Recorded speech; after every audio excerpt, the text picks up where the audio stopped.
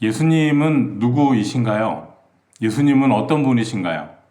예수님께서 이 땅에 오셔서 행하신 사역의 본질은 무엇이고 그 초점은 어디에 맞춰져 있을까요? 이 질문에 대한 대답은 교회가 무엇인가에 대한 답이기도 하고 성도가 무엇을 믿으면서 어떻게 살아야 하는지 성도의 정체성에 대한 대답이기도 합니다. 2월도 월말이 되어가고 어느새 주님의 고난을 묵상하는 사순절 기간이 시작이 됐습니다. 이런 시기에 복음서 중에 가장 먼저 기록으로 남은 마가복음이 그 중에서도 마가복음의 첫 시작 부분이 우리에게 보여주는 예수님은 누구신가라는 주제를 살펴보려고 합니다. 순전함을 지키면서 사는 것은 참 어려운 일입니다. 그래서 우리는 초심이라는 말을 자주 사용하죠. 사람 마음이 처음과 같이 한결같기가 쉽지 않고 어떤 모임이나 단체나 또 교회도 그렇습니다.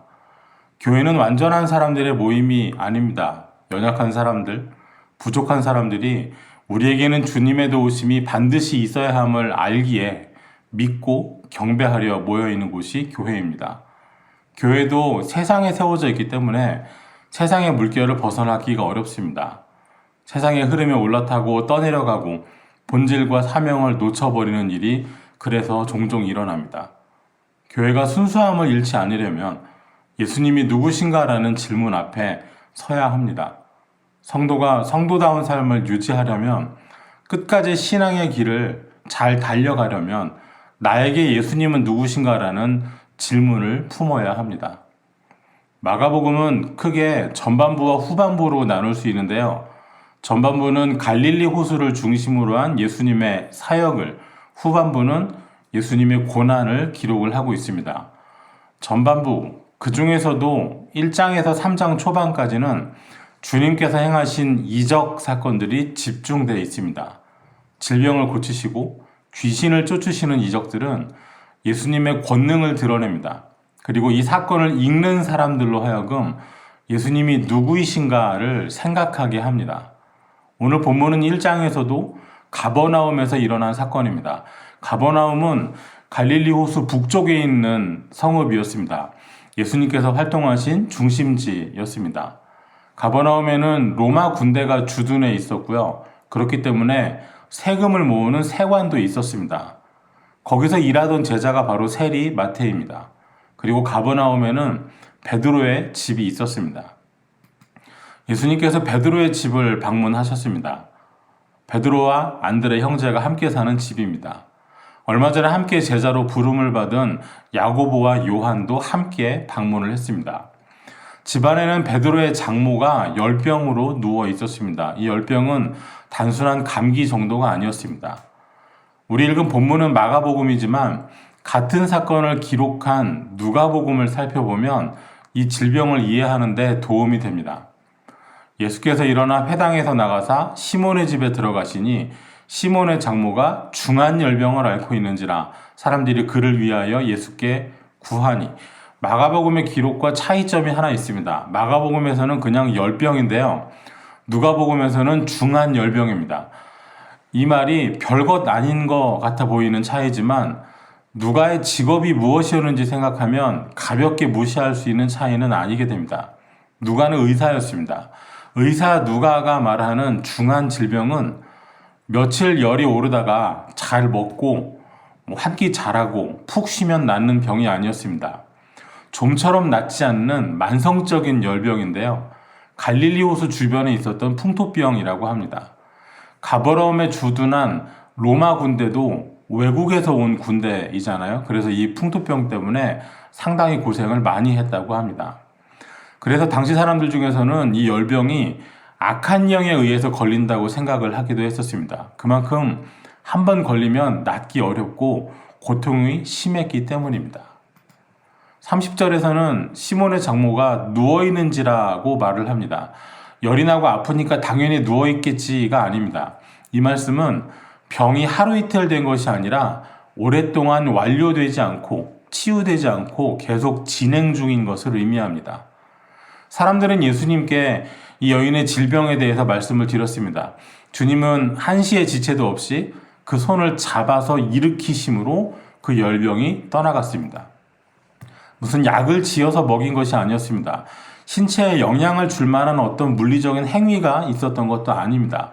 그저 환자의 손을 잡아서 일으키자 병은 떠났고 건강해져서 즉시 수종을 들기 시작했습니다. 완치된 베드로의 장모는 주님을 섬기기 시작했습니다. 집에 손님이 오셨으니 가만히 있을 수가 없지요. 차를 준비하고 음식을 마련했다는 말입니다. 그리고 이 섬김은 주님께서 십자가에 달리시는 순간까지도 계속 이어집니다. 열병이 낫게 된 과정을 누가는 또 이렇게 기록을 합니다. 예수께서 가까이 서서 열병을 꾸짖으신대 병이 떠나고 여자가 곧 일어나 그들에게 수종드니라. 열병을 꾸짖으신대. 세상에 어떤 의사가 질병을 꾸짖어서 고칠 수 있을까요? 이런 치유법이 가능한가요? 오직 주님만이 이렇게 고치실 수 있습니다. 오직 주님만이 말씀으로 열병을 꾸짖을 수 있으시고 이 병을 낫게 하는 권세를 가지고 계십니다.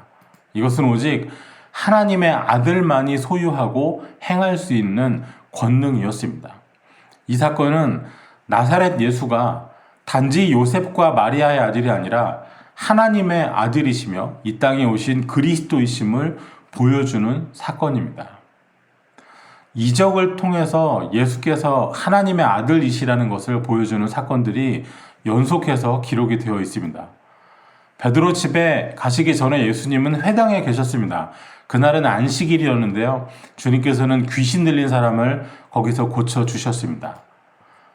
회당에서 귀신을 쫓으실 때도 예수께서 꾸짖어 이르시되 잠잠하고 그 사람에게서 나오라 하시니 귀신에게 잠잠하라고 명하셨습니다.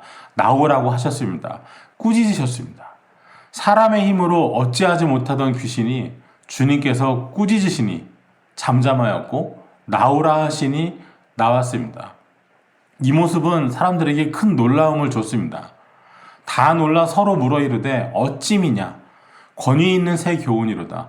더러운 귀신들에게 명한즉 순종하는도다. 명령하니 귀신들도 떨며 순종하는 이 사건 역시 하나님의 아들 그리스도의 권능을 보여주는 사건입니다. 이후에도 이런 사건들이 많이 이어졌습니다. 베드로의 장모를 고치고 해가 저물어 갈 때 베드로의 집 앞은 사람들로 북적거렸습니다. 32절과 33절이 그때의 상황을 이렇게 기록을 합니다. 저물어 해질 때 모든 병자와 귀신 들린 자를 예수께 데려오니 온 동네가 그 문 앞에 모였더라. 얼마나 많은 사람들이 몰려왔는지 온 동네가 베드로 집 문 앞에 모여 있다고 하였습니다. 이때도 주님께서는 사람들을 고쳐주시고 귀신을 쫓으셨습니다. 예수께서 각종 병이 든 많은 사람을 고치시며 많은 귀신을 내쫓으시되 귀신이 자기를 앓므로 그 말하는 것을 허락하지 아니하시니라. 귀신이 자기를 앓므로 이 말씀을 눈여겨보아 두어야 하겠습니다. 귀신들이 예수님이 누구신지를 알고 있습니다. 아직 누구의 입에서도 예수님께서 누구신지 고백이 나오지 않았을 때입니다. 예수님께서는 귀신이 예수님에 대해서 말하는 것을 허락하지 않으셨고 아무 말 할 수 없었습니다. 귀신을 제어하는 권능을 가지신 하나님의 아들 예수 그리스도의 능력입니다. 나병 환자도 고치셨습니다. 1장 41절에서 예수께서 불쌍히 여기사 손을 내밀어 그에게 대시며 이르시되 내가 원하노니 깨끗함을 받으라 하시니 원하노니 깨끗함을 받으라. 어떤 약이나 치료 행위 없이 단지 그가 원한다는 그 사실 그것만으로 주님께서는 병을 낫게 하셨습니다. 중풍병자도 고치셨습니다. 예수께서 그들의 믿음을 보시고 중풍병자에게 이르시되 작은 자야 내 죄사함을 받았느니라 하시니 이 사람은 증세가 얼마나 오래되고 심했는지 사람들이 침상채로 메고 왔다가 지붕을 뚫고 내려보낸 바로 그 사람이었습니다. 그를 향해서 주님께서는 작은 자야 내 죄사함을 받았느니라. 여러분 세상에 어느 누가 사람의 죄를 사할 수 있는 권세를 가지고 있을까요? 그렇습니다. 역시 이 사건 역시도 오직 하나님의 아들 예수 그리스도의 권능을 보여주는 사건입니다. 한 사건만 더 살피겠습니다. 마가복음 3장 1절에 예수께서 다시 회당에 들어가시니 한쪽 손 마른 사람이 거기 있는지라. 또다시 회당을 찾으셨을 때 거기에는 한쪽 손 마른 사람이 있었습니다. 이때 회당은 아주 긴장된 분위기였습니다. 왜냐하면 지난번 예수님께서 회당에서 귀신을 쫓아내신 그날이 안식일이었기 때문입니다.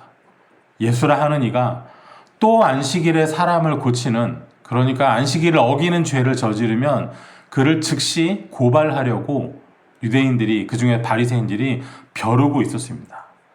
우리 3장 5절 말씀을 함께 읽겠습니다.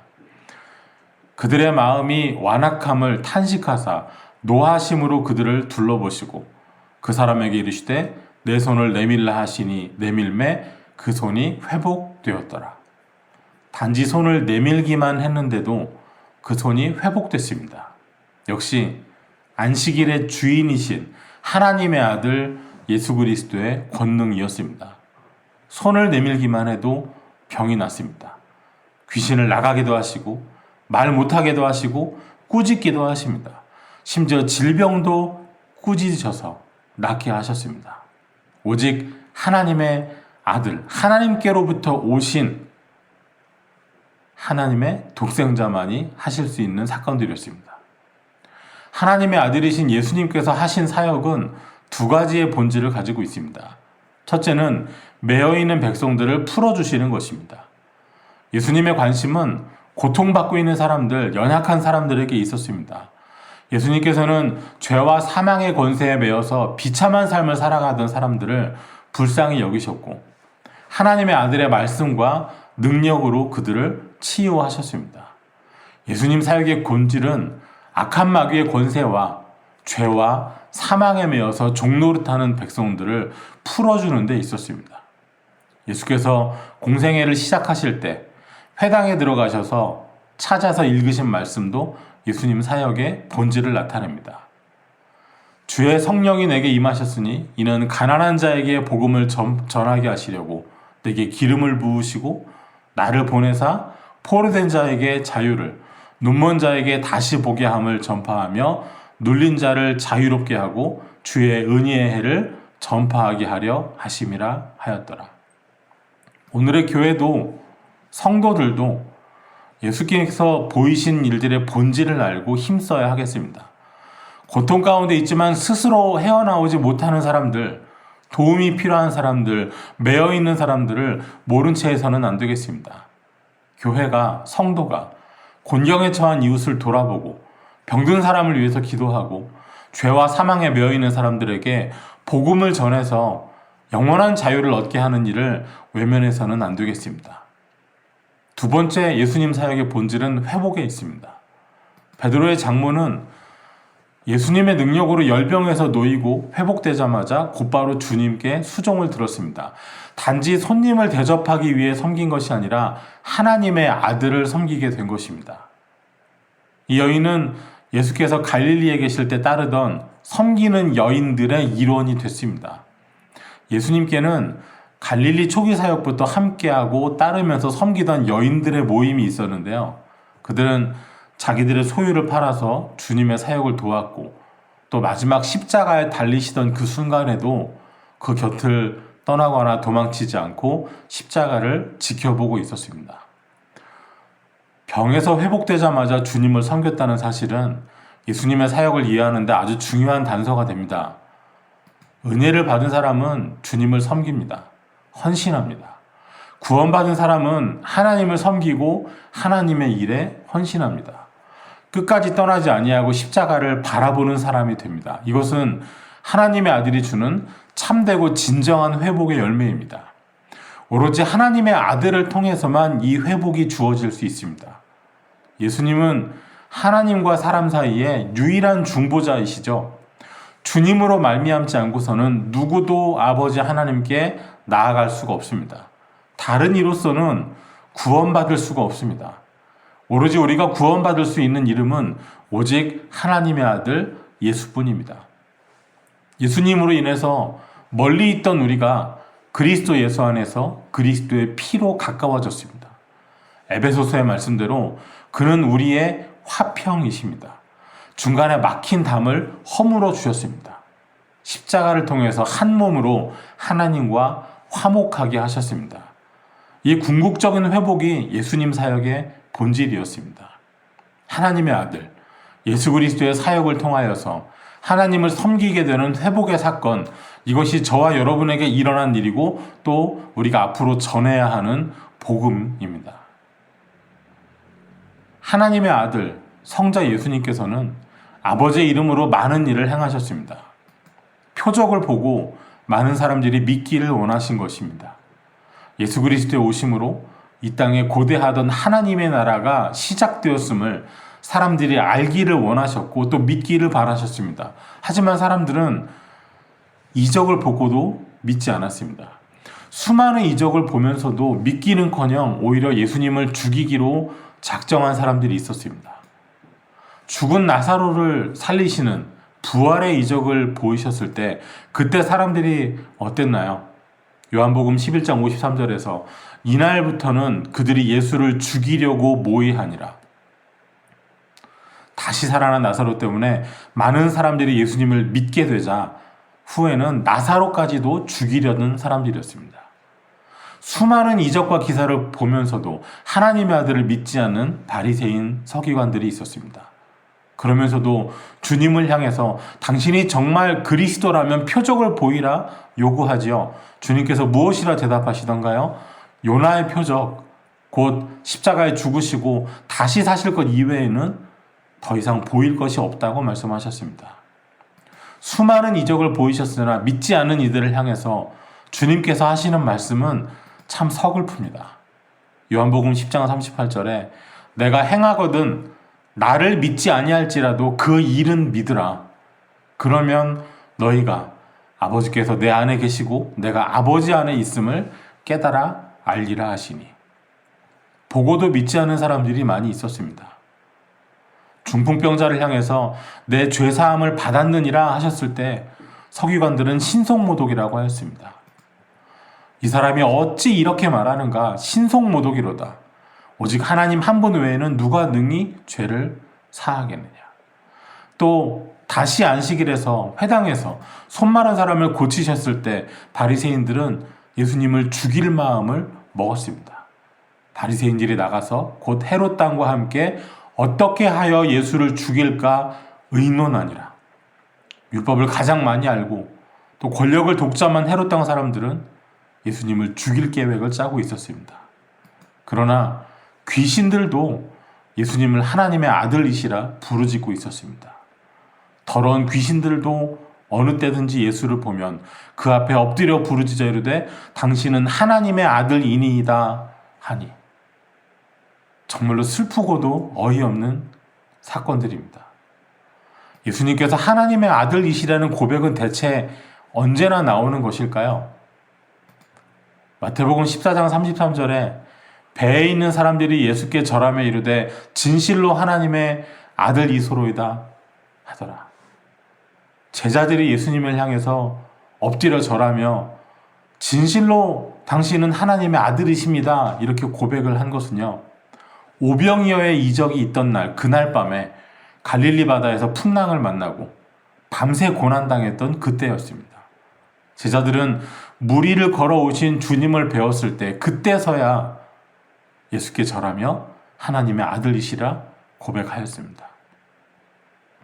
또 이후에 주님께서 십자가에 죽으신 이후에 백부장은 주님을 진실로 하나님의 아들이었다고 고백을 하였습니다. 이 말씀 가운데 우리 자신에게 세 가지 질문을 나누고 싶습니다. 오늘 우리에게 예수님은 누구이신가요? 오늘 우리는 예수님을 하나님의 아들로서 정말로 여기고 있는가? 이 질문입니다. 우리의 경배를 받으시고 우리의 섬김을 받아 마땅한 분으로 생각하고 있는가요? 나를 영원한 죽음에서 영원한 생명으로 옮기신 분으로 믿고 합당하게 섬기고 있는지요? 내 삶 속에서 일어난 구원의 사건, 죄와 사망에 매여있던 나를 풀어주신 하나님의 아들을 참으로 영과 진리로 경배하며 살고 있는지요? 예수님이 누구이신지를 제대로 알아야 내가 누구인지도 알게 됩니다. 예수님의 하나님의 아들 되심이 확실하게 인정되고 믿어지고 섬김이 있을 때 우리 자신도 바르게 알 수 있는 것이죠. 우리가 주님으로 말미암아 죄와 사망에서 풀려난 사람이며 하나님과의 관계가 회복된, 하나님 앞에 설 수 있는 복된 사람이라는 사실은 하나님의 아들이 나를 위해서 무엇을 행하셨는가, 그것을 알 때 바르게 인식할 수 있습니다. 두 번째로, 우리는 매이지 않은 풀려난 사람일까요? 주님께서 매인 백성을 풀어주셨습니다. 질병에서, 귀신에 매여 고통당하는 이들을 풀어주셨습니다. 고침을 받았습니다. 죄와 사망에 매여있던 우리는 하나님의 아들이 대신 십자가의 죽으심으로 풀려나서 자유와 영생을 얻었습니다. 그러하니 이제 우리는 진정 풀려난 사람으로 살아야 하겠습니다. 아직까지도 우리의 삶이, 우리의 믿음이 매여있는 것이 있어서는 안 되겠습니다. 이미 벗어버린 죄의 짐을 다시 찾아서 짊어지고 풀려난 착고를 다시 걸고 거기 매이는 일이 없어야 하겠습니다. 좋지 않은 육체의 습관들도 벗어버려야 하겠습니다. 영적으로도 매이지 말아야 하겠습니다.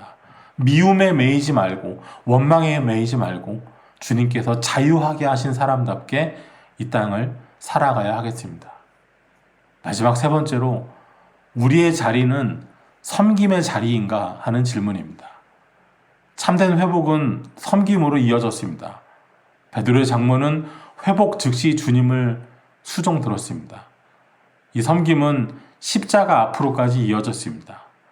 주님께서 죽으시는 순간 그 마지막 때까지도 이 섬기는 사람들의 눈길은 십자가에서 떨어지지 않았습니다.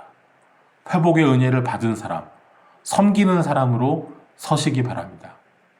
십자가를 지고 고난의 길을 걸으시는 주님의 뒤를 끝까지 따라간 갈릴리의 여인들처럼 우리도 은혜와 평강을 기대했으나 주님과 함께 걷는 길이 골고다로 가는 길이 될지라도 끝까지 딛고 서서 마지막 순간까지라도 십자가를 바라볼 수 있어야 하겠습니다.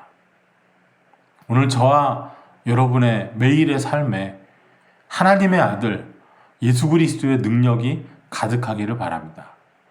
우리의 생활을 통해서 우리의 매인 것을 풀어주시고 회복시켜 주신 하나님의 아들 예수 그리스도의 영광이 드러나는 삶이 되시기를 하나님의 아들 예수 그리스도의 이름으로 축원합니다. 기도하겠습니다. 하나님 감사합니다.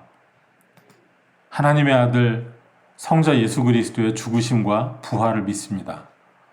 나를 죄와 사망에서 풀어주시고 하나님 앞에 서게 하신 회복의 은혜에 감사합니다. 이제 하나님 앞에 서는 믿음의 사람으로 회복되고 자유한 사람으로서 하나님의 아들을 선포하고 증언하는 삶을 살아내게 하여 주시옵소서. 우리의 섬김이 십자가 아래까지 이르게 되게 하여 주옵소서. 예수님 이름으로 기도하옵나이다. 아멘.